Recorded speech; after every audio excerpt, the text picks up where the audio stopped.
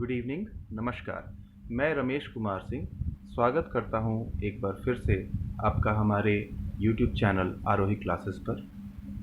आज मैं आप लोगों के लिए BSEB Bihar secondary examination board के क्लास 9 की एक पोएम टू डैफोडिल्स, जिनके लेखक हैं रॉबर्ट हेरिक, को लेकर आया हूं। ये बहुत ही अच्छी पोएम है और पोएट्री सेक्शन में स्टार्ट करने के लिए बच्चों के लिए मुझे लगता है सबसे उपयुक्त पोएम है क्लास 9 की। तो मैं इससे आज क्लास 9 की क्लासेस शुरू करता हूँ। आइए सबसे पहले हम इस पोएम के जो ऑथर हैं, पोएट हैं रॉबर्ट हेरिक, उनका एक छोटा सा परिचय लेते हैं। तो introduction to the author. 1591 to 1674, 1591 में जन्म हुआ और 1674 ईस्वी में इनकी मृत्यु हुई। Is a well known poet of the 17th century. 17th century कहने का मतलब हो गया कि मेजरली इन्होंने अपना जो जीवन काल है वो 17th सेंचुरी में बिताया। और वैसे 17th सेंचुरी का मतलब होता है 1601 से लेकर के 1700 तक। तो ये 17वीं शताब्दी के कवि हुए। His poems have simplicity, lucidity and brevity. यहाँ 3 शब्द आप देख रहे हैं। सिंप्लिसिटी मतलब सादगी, लूसिडिटी मतलब स्पष्टता, और ब्रेविटी मतलब होता है संक्षेप में, छोटे में अपनी बात को कह देना। तो ये तीनों गुण इनकी कविताओं में देखते हैं कि सादगी, स्पष्टता और संक्षिप्तता। This poem to daffodils deals with the perishable nature of daffodils, which ultimately suggests the transitory existence of all human beings। यह कविता वैसे तो पेरिशेबल यानी कि नश्वर प्रकृति को दर्शाता है। किसकी?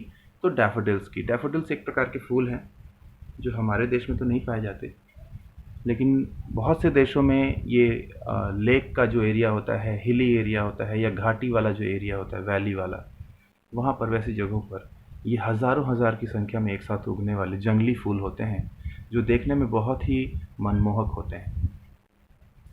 डैफोडिल्स इतने प्यारे फूल हैं कि इन पर बहुत से कवियों ने बहुत सी कविताएं लिखी हैं। एक द डैफोडिल्स नाम से कविता है जिसके लेखक हैं विलियम वर्ड्सवर्थ।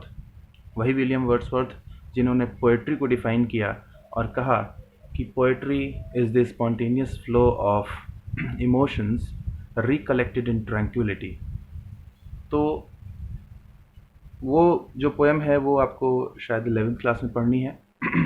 अभी जो पोएम है ये है टू डैफोडिल्स, और रॉबर्ट हेरिक जी ने इसको लिखा है।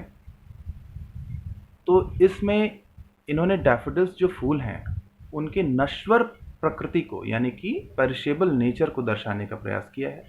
और अंततः इसका जो इशारा है इस कविता का वो इंसान की ओर है, ह्यूमन बीइंग्स की ओर है, कि आपका जो अस्तित्व है ना, एग्जिस्टेंस, वो ट्रांजिटरी है। ट्रांजिटरी कहने का अर्थ हुआ कि ऐसा नहीं कि हम इस धरती पर प्रादुर्भाव हमारा हुआ है, जन्म हुआ है, तो हम यहीं पर रहेंगे, हमेशा एंजॉय करते रहेंगे। ऐसा नहीं है। हमें भी एक दिन ढलना है, हमें भी एक दिन जाना है, और एक छोटा सा जीवन हम लेकर के इस धरती पर आते हैं। इस सच को हमें स्वीकार कर लेना चाहिए। तो कुछ इस तरह का फिलोसॉफिकल जो थॉट है यहाँ पर निकल कर इस कविता का आता है। और कवि का इशारा सीधे तो नहीं, इनडायरेक्ट वे में ह्यूमन बीइंग्स की ओर है। भले ही वो डैफोडिल्स को संबोधित करते हुए, उनको एड्रेस करते हुए ये कविता लिखते हैं, लेकिन उनका इशारा पूरा पूरा इनडायरेक्ट वे में ह्यूमन बीइंग्स को है। Nothing is static in this world. इस धरती पर, इस दुनिया में कोई भी चीज़ स्थिर नहीं है। Marked by a note of sadness, the poem has philosophical overtones। हालांकि इस कविता में आपको सैडनेस यानी कि उदासी दिखेगी, कहीं ना कहीं दुख दिखेगा, निराशा सी महसूस होगी, लेकिन वास्तविकता यह है कि इसमें जो दार्शनिक अधिस्वर हैं वह आपको प्रभावित करेंगे। दार्शनिक अधिस्वर कहने का मतलब हुआ कि दुख तो लगेगा, लेकिन उसके ऊपर दार्शनिक विचारधारा एक दर्शन हमें देकर जाएगी, एक हमें हमारी आंखों को खोलकर रख देगी, या हम यूँ कहें कि हमारी समझ जो है वो इस बारे में डेवलप हो जाएगी कि इस धरती पर जो कुछ भी आता है उसका जाना निश्चित है। इसका कतई यह अर्थ नहीं कि हम उदास हो जाएं, निराश हो जाएं। कवि ऐसा नहीं चाहते, कवि चाहते हैं कि जो कुछ भी अभी हमारे पास है हम उसको एंजॉय करें, और कभी इस घमंड में ना रहे कि हमारे पास बहुत कुछ है। इंसान को हमेशा जो है समभाव में रहने का प्रयास करना चाहिए। समभाव कहने का मतलब होता है हमेशा एक तरह के भाव में रहने का प्रयास करना चाहिए।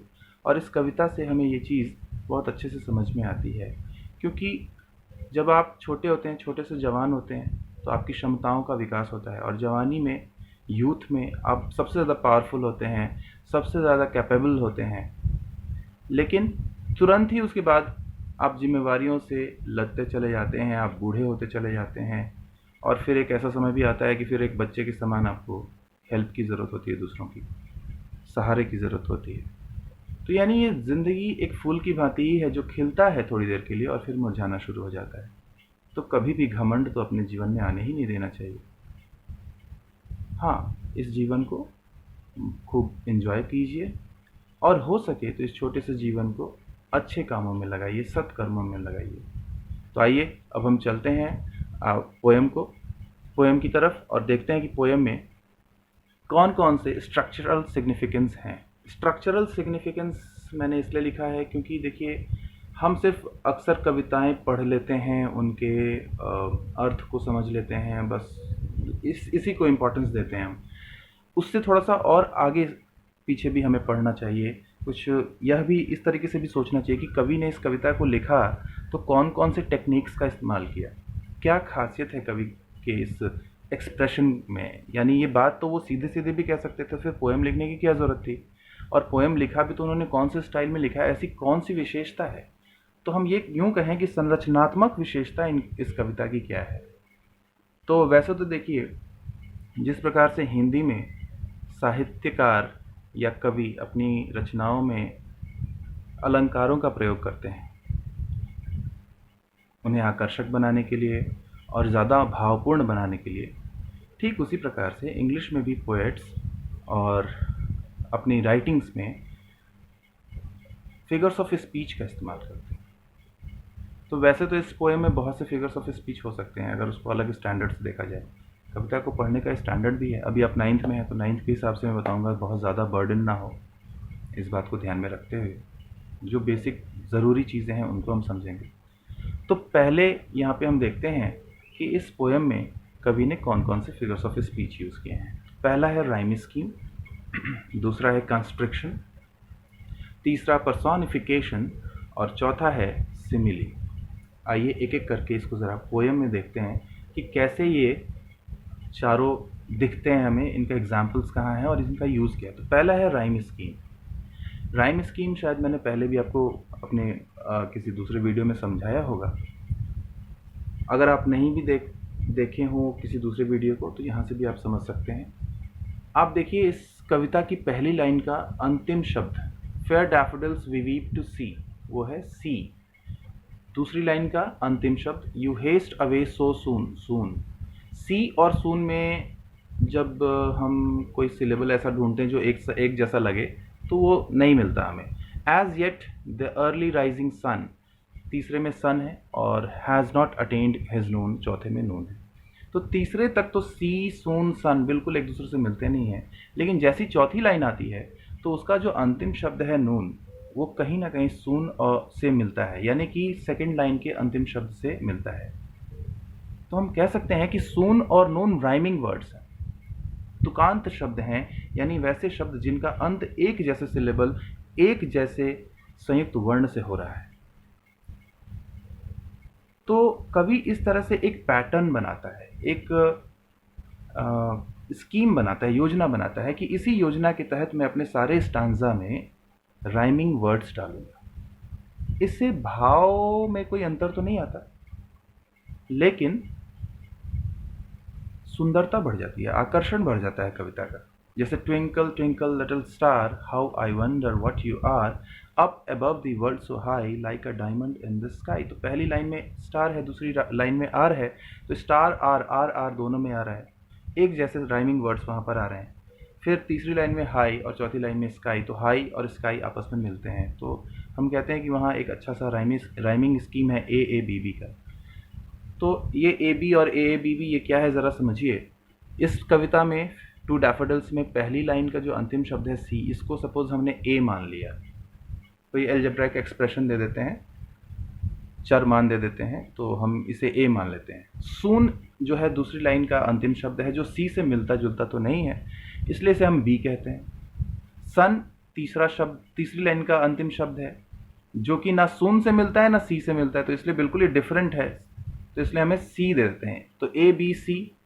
ओके, चौथी लाइन का जो अंतिम शब्द है नून, वो बी से मिलता है, यानी कि दूसरी लाइन के अंतिम शब्द से मिलता है, तो फिर ये बी हो गया। यानी हम कहेंगे ए बी सी बी, इन चार लाइनों में जो राइमिंग पैटर्न कवि ने चुना वो है ए बी सी बी। अब इसी तरह की संरचना पर इन्होंने पूरी कविता लिख डाली है। अगर आप गौर करेंगे तो हेस्टिंग डे, डे हो गया, फिर अगली लाइन है इवन सॉन्ग, जो कि बिल्कुल अलग है डे से, तीसरी लाइन है टुगेदर, चौथी लाइन है अलोंग। तो day, song, together, along, A B C और बी। बी इसलिए मैंने कहा अगेन क्योंकि सॉन्ग और अलोंग एक जैसे मिलते हैं। तो ए बी सी बी ये जो पैटर्न है ये भी इस पूरी कविता में आपको देखने को मिलेगी। ओके, तो ये हो गया राइम स्कीम। दूसरे जो हमने यहाँ पर फिगर ऑफ स्पीच की चर्चा की वो है कंस्ट्रक्शन। कंस्ट्रक्शन होता है शब्दों को सिकोड़कर, या एक से अधिक शब्द हैं या एक शब्द है उसको सिकोड़कर छोटा करके लिखना, और उसके लिए एपोस्ट्रोफ कॉमा का इस्तेमाल किया जाता है। ध्यान दीजिएगा, एपोस्ट्रोफ एस और एपोस्ट्रोफ कॉमा ये दोनों अलग अलग चीज़ें हैं। एपोस्ट्रोफ एस जो होता है वो का भाव लाता है, जैसे मैंने कहा my father's name is Lakshman Singh, तो फादर का नाम, तो फादर का के लिए वहाँ पे एपोस्ट्रोफ एस लगाते हैं, जो ऊपर कॉमा लगाते हैं, रेज्ड कॉमा होता है वो किसी अल्फ़ाबेट के बाद, और उसके बाद एस लगाते हैं। ये तो एक विशेष पर्पस के लिए, खास उद्देश्य के लिए लगा। लेकिन बहुत बार कवि जो है अपने छंदों को बराबर रिदम में रखने के लिए, लय में रखने के लिए, प्रॉपर मीटर में रखने के लिए क्या करते हैं कि शब्दों को छोटा कर देते हैं ताकि उनके प्रोनाउंसिएशंस उस टाइप से हो जाएं। जैसे अटेंड, अटेंड वर्ड आप फोर्थ लाइन में देख रहे होंगे, अटेंड, ATTAINED होना चाहिए, वहाँ पे ई हटा करके एपोस्ट्रोफ लगा दिया गया कॉमा, और उसके बाद फिर अंतिम अक्षर आया है डी। तो ये एक कंस्ट्रक्शन का उदाहरण हो गया। कंस्ट्रक्शन यानी शब्द या शब्द समूह को सिकोड़कर छोटे तौर पर लिखना। उसी तरह से आप एंड हैविंग प्रेड टुगेदर इस वाली लाइन में देख सकते हैं, प्रेड में PRAYED होना चाहिए, तो ई हटा के वहाँ पे एपोस्ट्रोफ लगा दिया गया। ये भी एक क्या है, कंस्ट्रक्शन का एग्जाम्पल है।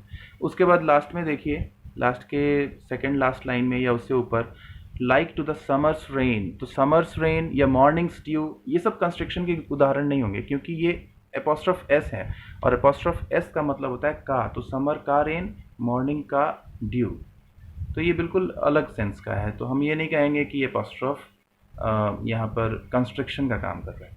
हाँ, लेकिन नीचे वाला never to be found again, last line जो है उसमें नेवर को वी हटा दिया गया, वहाँ से वहाँ पे एपोस्ट्रोफ लगाया, ये कंस्ट्रक्शन का एग्जाम्पल हो गया। तो ये महज एक रचनात्मक प्रभाव है, इससे भाव में कोई तीव्रता नहीं आती, कविता का भाव वही रहता है, लेकिन आकर्षण बढ़ जाता है, रिदम जो है वो मेंटेन करने में कवि को इससे मदद मिलती है, इसे हम कंस्ट्रक्शन कहते हैं। इसके अलावा हमने यहाँ पे चर्चा की पर्सोनिफिकेशन की। पर्सोनिफिकेशन का हिंदी होता है मानवीकरण। जब किसी इनएनिमेट ऑब्जेक्ट में, या यूं कहें कि अमानवीय वस्तु, चाहे वो जीवित हो या निर्जीव हो, में मानव के गुणों को दर्शाने का हम प्रयास करते हैं, या उसका संबोधन हम मानव की तरह करते हैं, तो वो पर्सोनिफिकेशन कहता है। तो देखिए, इस पोएम की शुरुआत ही है, fair daffodils we weep to see you haste away so soon, यानी डैफोडिल्स को कवि एक व्यक्ति की तरह संबोधित कर रहा है कि प्यारे डैफोडिल्स, हम रोते हैं यह देखकर कि तुम बहुत जल्दी चले जाते हो, तुम कह रहे हैं, और ऐसा लग रहा है जैसे फूल से वो बात कर रहे हैं। इन फूलों से, जो आप देख सकते हैं यहाँ पे डैफोडिल्स हैं, इन फूलों से कवि बात कर रहे हैं। भला बताइए, फूल कोई मानव है क्या जो कवि की बातों को समझेगा? लेकिन कवि ने फूलों को मानव की तरह ट्रीट किया और उनको एड्रेस भी उन्हीं की तरह किया। तो जब मानवीय गुणों को फूलों में, या यूं कहें कि उन किसी इनएनिमेट ऑब्जेक्ट का संबोधन मानव की तरह किया जाता है, तो इसे मानवीकरण कहते हैं, इंग्लिश में पर्सोनिफिकेशन कहते हैं। तो इसका एग्जाम्पल आपको बहुत सारा इस कविता में देखने को हर जगह मिलेगा। और लास्ट जो एक चीज़ है वो है सिमिली। सिमिली वह टूल है जिसके थ्रू हम दो भिन्न भिन्न चीज़ों की तुलना करते हैं, खास करके लिटरेरी राइटिंग्स में। तो यहाँ आप जब नीचे लास्ट स्टांजा की तरफ बढ़ेंगे तो देखेंगे कि as quick a growth to meet decay. तो एज वर्ड से यहाँ पे तुलना की गई है ग्रोथ, क्विक ग्रोथ और डिके को। उसी तरह से एज यू और एनीथिंग को यहाँ पे कंपेयर किया गया है, लेकिन वर्ड यहाँ पे एज यूज हुआ है। तो एज या like to the summer's rain, यहाँ पे भी जब दो चीज़ों की तुलना, जैसे यहाँ पे मानव जीवन की तुलना की गई है समर्स रेन से, या डैफोडिल्स की तुलना की गई है समर्स रेन से जो बहुत जल्दी गायब हो जाती हैं। तो जब दो चीज़ों की तुलना हम लाइक या एज वर्ड से करते हैं तो इस टूल को, इस फिगर ऑफ स्पीच को हम सिमिली कहते हैं। और जब डायरेक्ट कंपैरिजन करते हैं तो उसे मेटाफोर कहते हैं। तो मेटाफोर तो यहाँ पे है ही नहीं, यहाँ पे सिमिली का इस्तेमाल किया गया है। तो सिमिली का मतलब हुआ दो डिफरेंट चीज़ों को आपस में कंपेयर करके बताना, और उसके लिए वर्ड्स यूज़ करना एज या फिर लाइक। ओके, तो आइए अब समय आता है इस पोएम को समझने का। लाइन बाय लाइन हम पढ़ेंगे, इसे रिसाइट करेंगे और उसके बाद इसके मीनिंग को समझेंगे कि कवि कहना क्या चाहते हैं। Fair daffodils we weep to see, you haste away so soon, as yet the early rising sun has not attained his noon. प्यारे डैफोडिल्स, we weep यानी हम रोते हैं, to see देखकर, क्या देखकर रोते हैं? You haste away so soon, तुम बहुत जल्दी चले जाते हो, यानी तुम इतने सुंदर फूल, हमें तुम्हारा साथ पसंद है, तुम इतने मनमोहक हो कि तुम्हारे पास आके हम सारी दुख तकलीफ़ें भूल जाते हैं, खुश हो जाते हैं, और तुम हो कि इतनी जल्दी चले जाते हो, इतनी जल्दी चले जाते हो। अब यहाँ पे तुलना प्रस्तुत कर रहे हैं, जितने की as yet the early rising sun has not attained his noon, यहाँ तक कि जो सुबह सुबह प्रातः भोर में जो सूर्य उगा वो अपने नून यानी दोपहर को भी प्राप्त नहीं कर पाया, यानी अभी 6 घंटे का अंतराल भी पूरा उसने नहीं किया, और तुम जाने लगे। यह देखकर हम रोते हैं। तो यहाँ पे भी सिमिली का उदाहरण आपने देखा, as yet the early rising sun, यानी कि सुबह सुबह उगने वाले सूरज से तुलना किसकी कर दी? डैफोडिल्स की, कि तुम भी उसी समय खिले थे और अभी दोपहर भी नहीं हुई, वो सूर्य दोपहर तक भी नहीं पहुंचा और तुम जाने लगे। जाने लगे कहने का मतलब कि ये फूल बहुत जल्दी मुरझा जाते हैं। तो इनका जो लाइफ स्पैन है वो बहुत छोटा है, शॉर्ट है, और इसलिए जो कवि है वो बहुत दुखी है। Stay stay until the hasting day has run but to the even song, and having prayed together we will go with you along. कवि कहते हैं, अरे रुको रुको, ये दिन तो ऐसे ही हड़बड़ाते रहता है, कम से कम इस हड़बड़ाते हुए दिन को शाम तक तो पहुंचने दो। शाम को संध्या वंदना एक साथ करके, इवन सॉन्ग करने कहने का मतलब होता है शाम का प्रेयर, तो संध्या वंदना हम इसे कह सकते हैं। ये चर्चेज़ में शाम को लोग एक जगह असेंबल होते हैं और प्रेयर करते हैं, तो उसको इवन सॉन्ग कहा गया है, इवनिंग सॉन्ग आप कह सकते हैं एक तरह से। तो शाम को की वंदना है, संध्या वंदना तक तो कम से कम रुको, ये दिन तो वैसे ही हड़बड़ाता हुआ है और तुम तो उससे भी फास्ट निकले और ज़्यादा जल्दी जाने की हड़बड़ी में हो।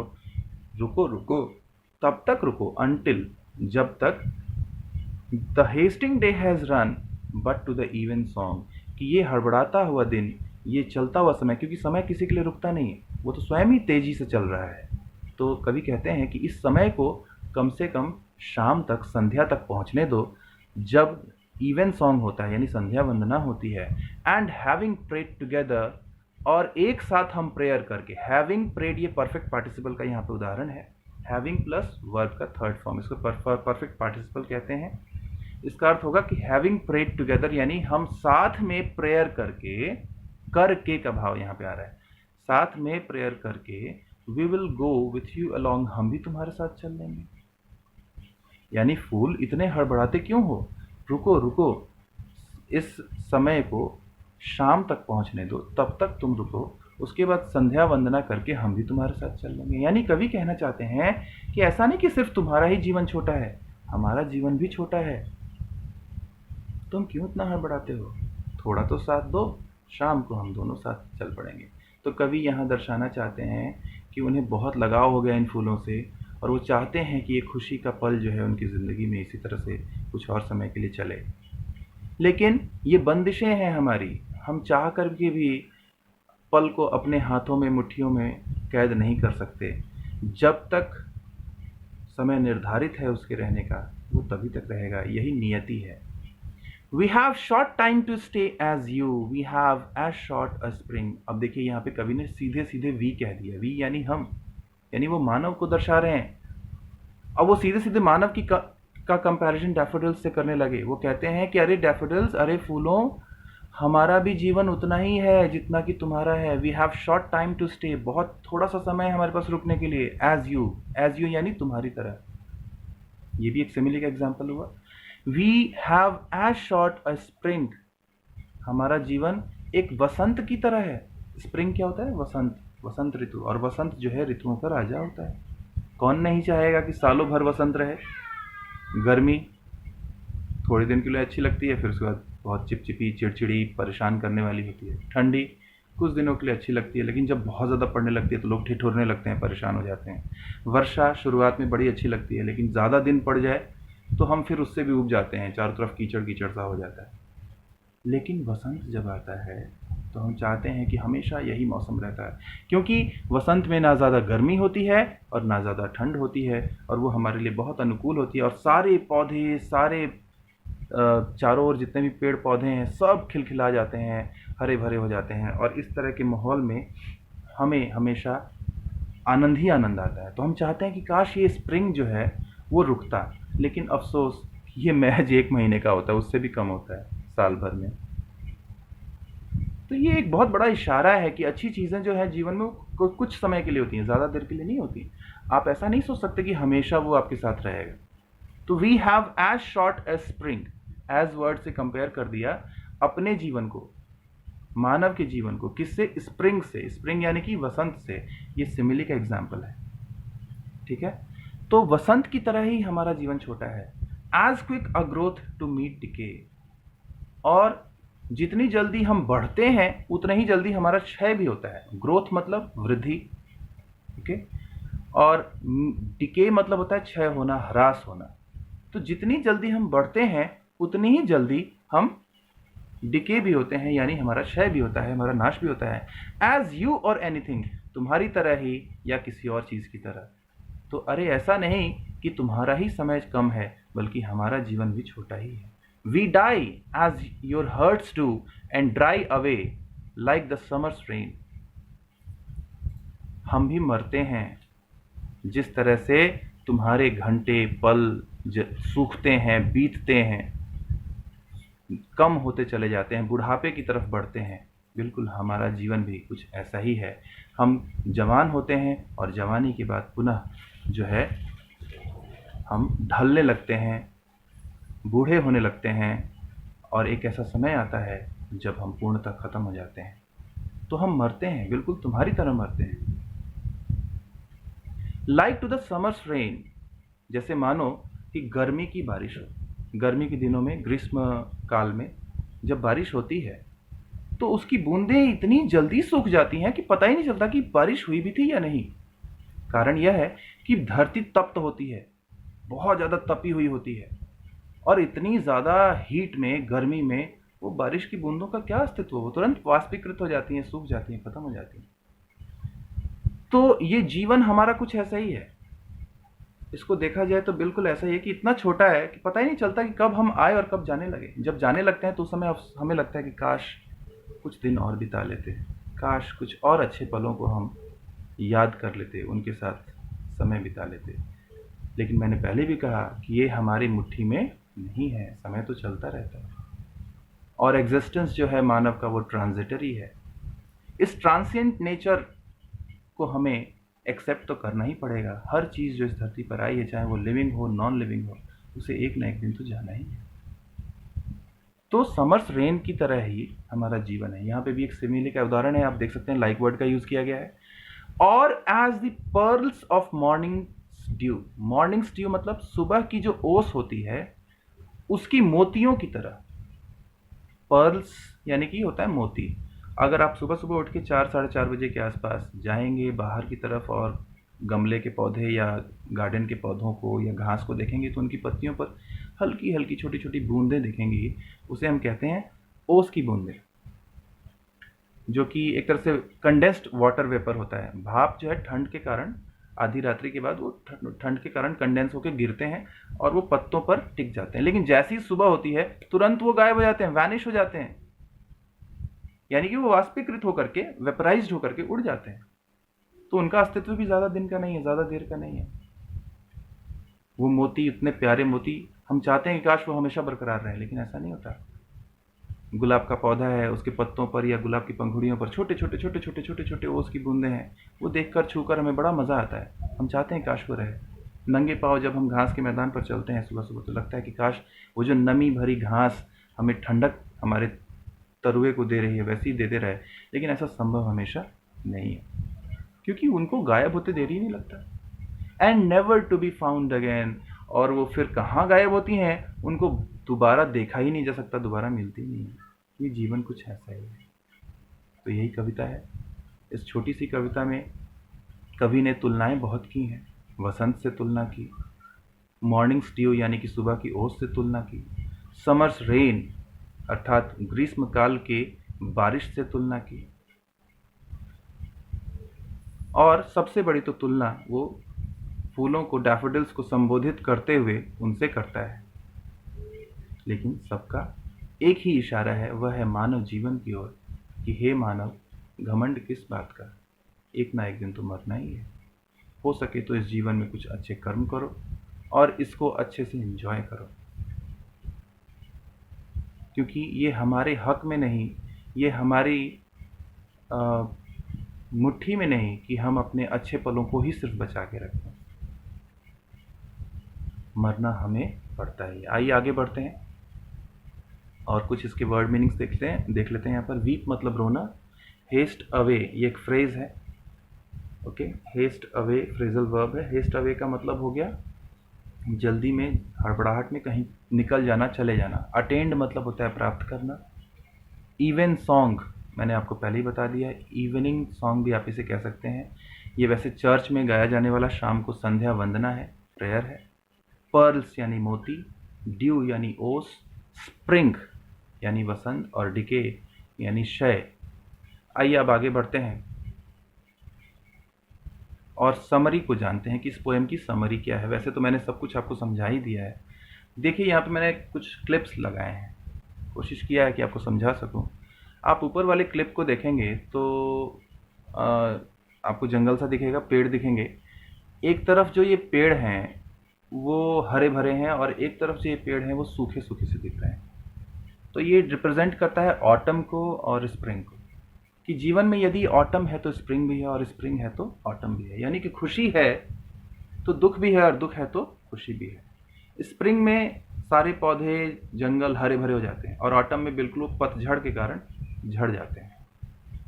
ऑटम यानी कि पतझड़, स्प्रिंग यानी कि वसंत। तो जीवन में वसंत और पतझड़ दोनों ही आते हैं।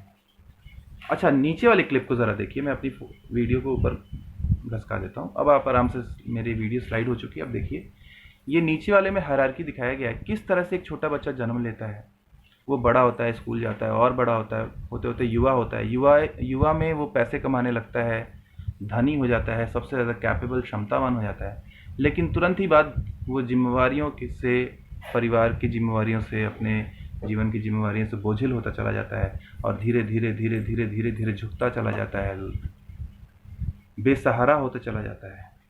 उसे अब दूसरों के सहारे की ज़रूरत होती है और फिर एक ऐसा समय आता है जब वो मरण शैया पर यानी कि मृत होता है। यानी यही जीवन का जो है क्रम है। आप कभी भी अटमोस्ट जो एनर्जी वाला मोमेंट होता है, जहाँ पे आप सबसे ज़्यादा ऊर्जावान महसूस करते हैं यानी कि युवा, उस पल पर आप ज़्यादा देर तक टिके नहीं रह सकते। क्षय होना तो निश्चित है। पेड़ खूब उगा, हरा भरा हुआ, उसका अंत होना एक दिन निश्चित है। यही शाश्वत सत्य है और हमें इसे स्वीकार करना है। तो आइए हम थोड़ा समरी पढ़ लेते हैं। In this poem to daffodils the poet Robert Herrick compares human life with the life of daffodils. इस कविता में रॉबर्ट हेरिक जो पोएट हैं वो डैफोडिल्स की तुलना ह्यूमन लाइफ से यानी कि मानव जीवन से करते हैं। He is so sad because the life of daffodils is very short. वो बहुत दुखी हैं क्योंकि डैफोडिल्स का जो जीवन है वो बहुत छोटा है। He has struck a note of mourning। ध्यान दीजिएगा, ये mourning है, MOURNING। mourning मतलब होता है कराहना, दुख से रोना, पीड़ित होना। at the fast dying of daffodils। तो कवि जो है इससे बहुत आहत है और वो दुखी होकर कराह रहा है, रो रहा है कि डैफोडिल्स इतनी जल्दी मर जाते हैं, सूख जाते हैं, झड़ जाते हैं। The poet asks the daffodils to stay until the day ends with the evening prayer. Poet जो है वो फूलों से डैफोडिल्स से पूछता है, कहता है कि अरे कम से कम इस दिन की अंत तक, शाम तक तो रुको, जब हम प्रेयर एक साथ करें, संध्या वंदना एक साथ कर लें। After praying together he wants to go with them because like the daffodils man also have a very transient life. संध्या वंदना करने के बाद वो उनके साथ ही चला जाना चाहता है क्योंकि वो जानता है कि हमारा जीवन भी बिल्कुल इसी नेचर का है, ट्रांसेंट नेचर का है। बहुत कम समय हम के लिए हम जीते हैं और हमें भी मरना ही है। Men have short spring or youth which ends up very quickly। आदमी के पास बहुत कम दिनों की जवानी होती है, खूबसूरत जवानी, जिसे हम वसंत की से तुलना करके देख सकते हैं, जो बहुत क्विकली, बहुत जल्दी ख़त्म हो जाती है। Their life is as short as the rain of the summer season which comes for very short time and the dew drops in the morning which vanish away and never come back। तो जीवन जो है वो बिल्कुल summer की rain की तरह है, या यूं कहें कि उन थोड़े से पल के लिए टिकने वाले ओस की बूंदों की तरह है जो मॉर्निंग में होती हैं और फिर गायब हो जाती हैं, कभी नहीं आती। तो इन तुलनाओं से कवि ने जीवन की ट्रांजिएंट नेचर को समझाया है। उम्मीद करता हूँ ये कविता आपको अच्छे से समझ में आई होगी। Thanks for watching this video. Hope you must have enjoyed it. For getting access to all such videos you should subscribe my channel Aarohi classes. Keep in good health. Good bye. Thank you.